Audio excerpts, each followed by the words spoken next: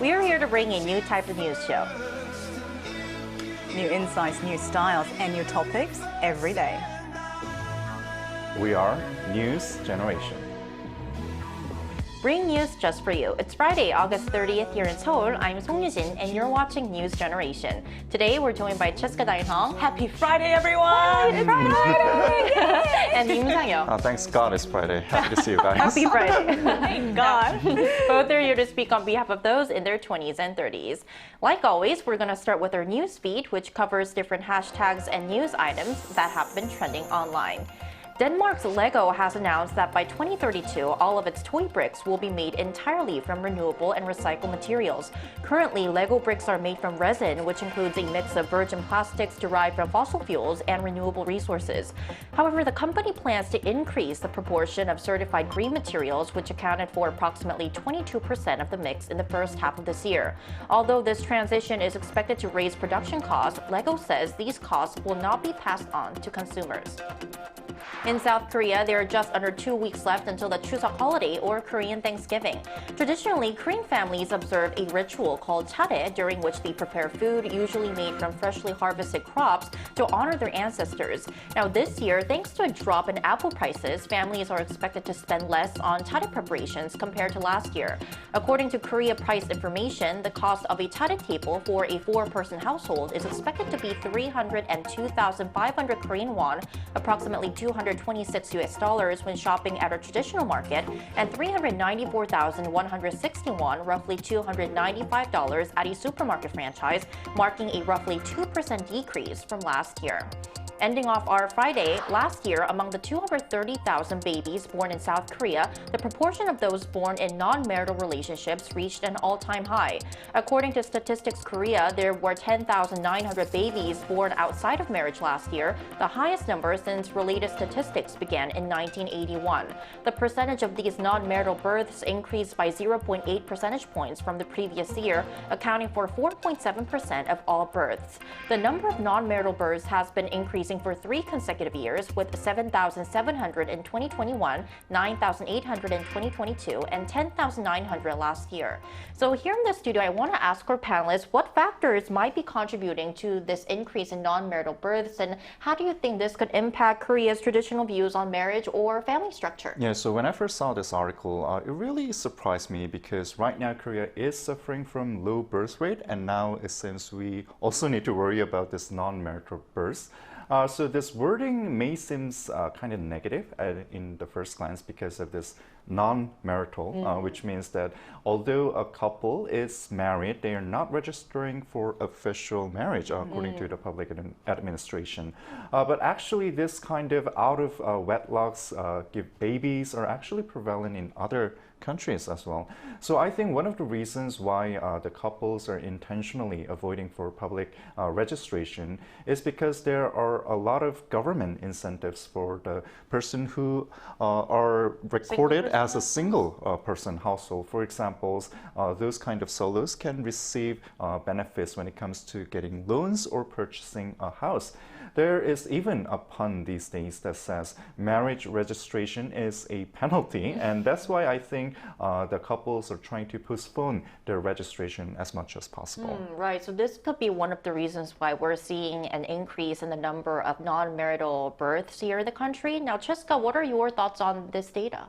You know, this is really interesting because I didn't know that there was an increase in the non-marital status childbirths. But I think one contributing factor might be that nowadays young couples are definitely not rushing to get married, because back in the days, our grandparents would honestly be the first to be married as soon as they reached the legal age, which was what, in their teens, right?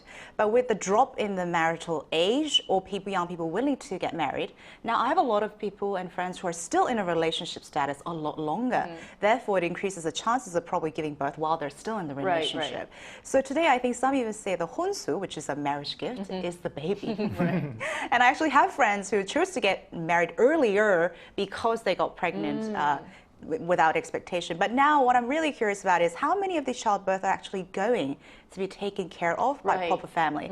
Because I think that that is a very important statistic for our society, because if these non-registered babies are not taken care of by home and stable parents, that could actually lead to some serious problems in our society. Right, and maybe we could discuss that on Newsday once we have that relevant data coming out.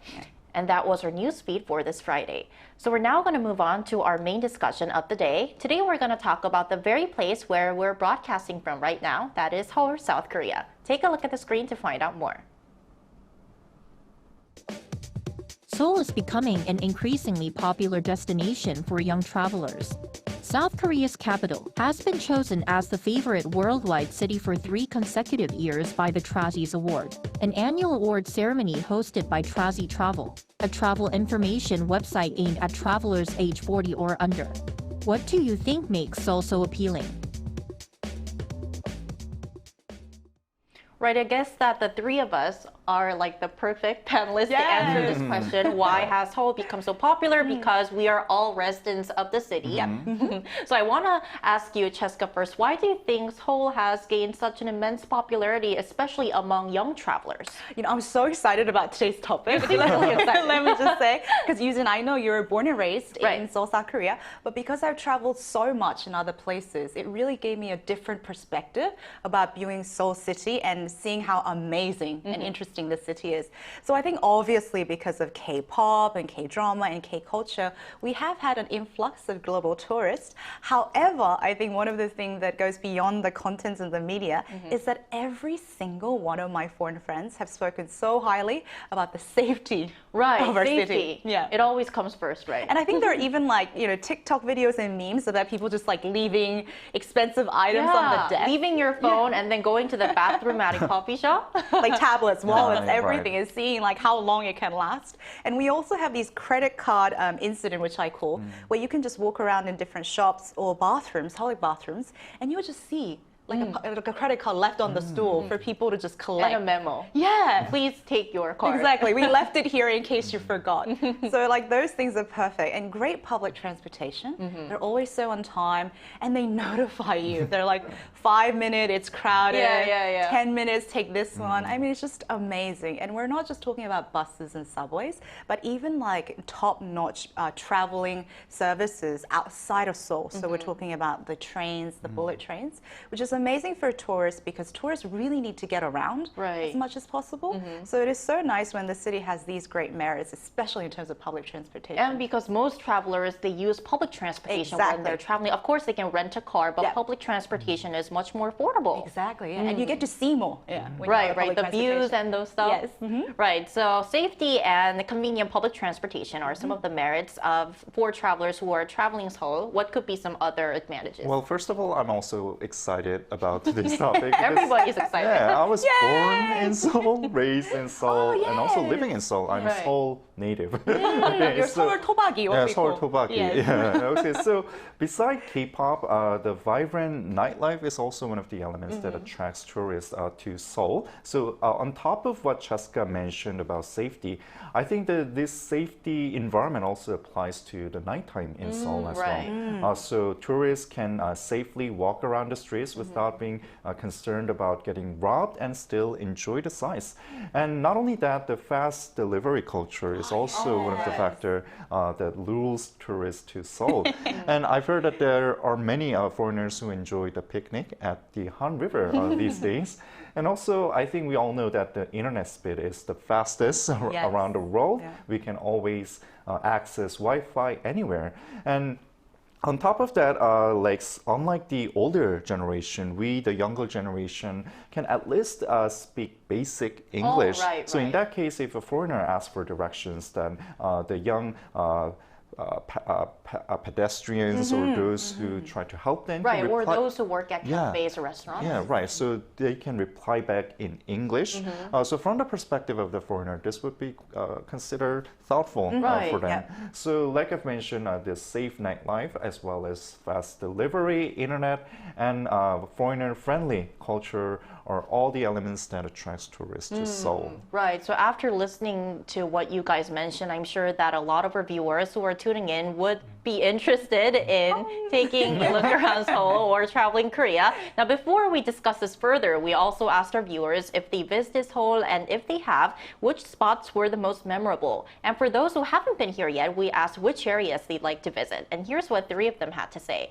If we look at the comments, Ramsey Brion 861 says, I've been to Seoul recently traveling from UK. The thing I like about Seoul is that the city is very vibrant and lively. It offers a lot of attractions from historical places to pop culture to shopping, and the transport system is good, making navigation very quick and easy. Michael PJ6TJ says, as a Korean American, I have visited South Korea multiple times. My favorite district is Jongno-gu district because the neighborhood is famous for its outdoor late night pop-up restaurants, which makes the experience feel more authentic and more local than touristy. Benny D97 says, I've never visited Seoul. I think of visiting palaces like Gyeongbokgung Palace in Jongno-gu district, the Hangang River Park, Yeouido, and also here at Arirang for simply cover shows from Arirang Radio. And I like to try some lovely dishes too. Please come. Right, so a lot of great recommendations from our viewers as well. Now, in the past, a typical itinerary for tourists in Seoul might include visiting the royal palaces. One of our viewers mentioned it in their comments, strolling around Gwanghwamun Square or exploring Insadong to feel the street's traditional vibes. But I want to ask our panelists once again, is this the way that tourists these days traveling the city are also enjoying this area, or what are some latest trends? I think Arirang News Station would definitely add to the list. Put it on your list. But I was also very curious about some of the top reasons that led our Globetrotters to this wonderful city. So let's take a look at the screen to find out. Now, overwhelming #1 reason was the food. I can relate to that. We could not agree more. Korea is just flooding with amazing, right, amazing restaurants, cafes, both in decor and in flavor. I mean, as we all know, when international friends come, they know so much better, and I just come as the kind of interpreter and then enjoy these hot, trendy places. The Instagrammable places too. Yeah, I help them take photos and explain. But they were also followed by shopping and sightseeing, which is also very true because I see a lot more tourists in places like Myeongdong or Hongdae, and also the big shopping spots like the department stores, Hyundai or Galleria. Now, with the ease of transportation, as we talked about, my friends actually traveled to all the places in Seoul, South Korea, like Busan, Jeonju, and even in those tiny beach villages or fishermen towns that I've never even heard about. And I'm like, this is beautiful. And of course, going to palaces and historical places, the K-culture experience, and the last on the ranking was also for beauty. Right, right. So a lot to offer, a lot that the city has to offer, from like traditional spots and also contemporary modern spots as well. Yes. Now, Sang-yeon, what could be some other trends or places that tourists in Seoul can enjoy? Yeah, so there are definitely tourists who want to feel relaxed and also who want to fill up their intellectual desires. So these foreigners visit like historical heritage, like Gyeongbok Palace, where you can wear hanbok and walk around the palace. And also there are like temples at the outskirts of Seoul, like Bongwonsa, where the foreigners can actually experience temple stay and also try the vegan foods made by the monks there. And also there are traditional markets all spread across Seoul areas such as Gwangjang Market or such as Jungang Market in Sindangdong, as well as Dongdaemun Market, Namdaemun Market, where a lot of traditional markets. And you can also try the local foods there. Right, the street food. Yeah, the street foods there. So actually, these kind of tourist spots are like the other side of Seoul, apart from K-pop and big shopping malls, where you can actually feel the breath of the local community. Right, you can actually live like a local who's living in Korea. Now, we talked about traditional markets and also shopping, food, many other stuff, but I'm sure that many tourists who come to Seoul or who decide to visit Korea are influenced by K-pop because the K-wave is immense these days. So I also want to ask you, are there any must-visit spots for fans of K-pop or K-culture? Absolutely, because K-culture really is what started the K-boom, right? So I know some of the fans actually come to visit South Korea and do a tour of the entertainment management companies of their favorite K-pop stars.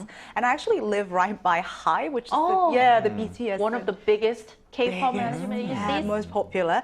So I actually see tourists hanging out there from time to time. I heard they have a museum downstairs. So it's definitely worth a visit. Some people even go to these K-drama sites. Oh, right. And I don't know how tough it is, but hopefully seeing the concert in person. I heard that ticketing can get really crazy. Right, it's super competitive. competitive. I mean, I haven't done it, but I also remember Eugene reported on this, that fans would actually travel just to attend like fan meetings and concerts. Right. So if they're really devoted to coming here for the K culture or K-pop, that could be something that they could try. Right, so you can also experience the itineraries or the locations that your favorite K-pop star or your favorite K-culture artist has actually visited. So we until now talked about various trends and must-visit spots that people who are traveling to Seoul are visiting these days. Now, to delve deeper into the growing interest in Seoul as a travel destination, which is the main topic we're talking about right now, we're going to invite an expert to our talks right after this break.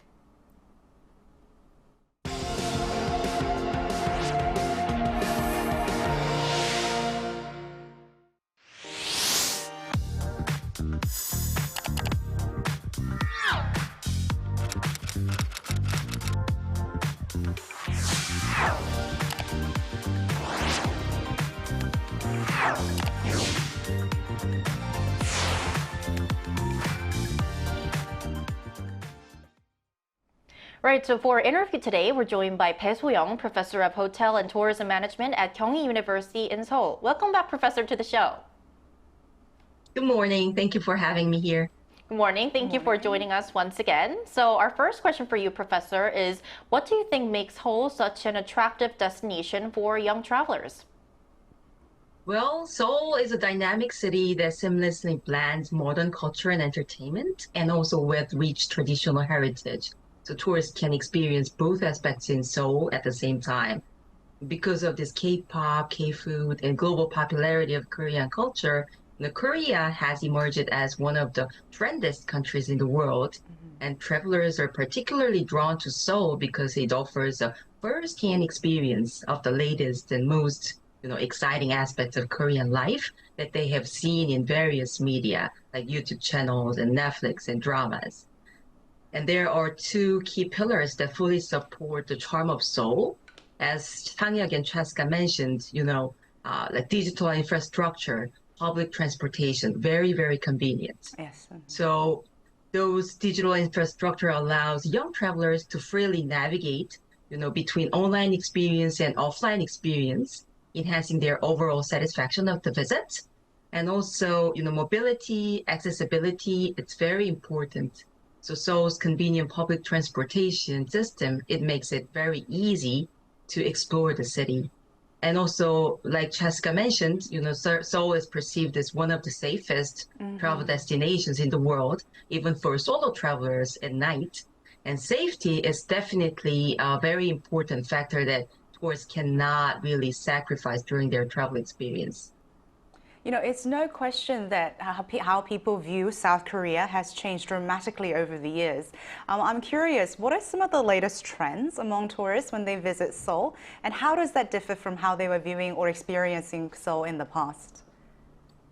Well, the travel trends in Seoul have evolved significantly over the years. While traditional tourist attractions, they like, more tangible things like palaces or towers. Those places were like once the go-to spots. But today's like young generations are more inclined to explore local hotspots where they can immerse themselves in the very everyday lifestyle and culture of locals. So they have a strong desire to experience the latest trends in Korea, aspiring to live like Koreans. So this phenomenon is often referred to as like dailycation, where tourists seek to be fully immersed into the daily life of their destination, just like the 1-month living trends in Korea. So tourists, both in the past and present, they aim for the most authentic experiences of Korea, but the way they discover these experiences has changed. So, with the consumption of digital content at, an all-time high, influencers, they wield significant power over travel decisions. So people are increasingly making travel plans based on the content they see on social media platform, which means digital age's connectivities, influence of social media. That's like amazing. Okay, so in that sense, Professor, can you give us any spots or potential destinations that will actually become a must-see location for the foreign tourists in the future? I hope it could be like Arirang radio station. Yeah, but actually it's quite challenging to pinpoint specific future must-visit location in Seoul because, today's young travelers particularly, they are mostly driven more by like experiences rather than by specific regional spots. So modern foreign travelers, they try to experience the very latest and trendiest aspects of Korean life.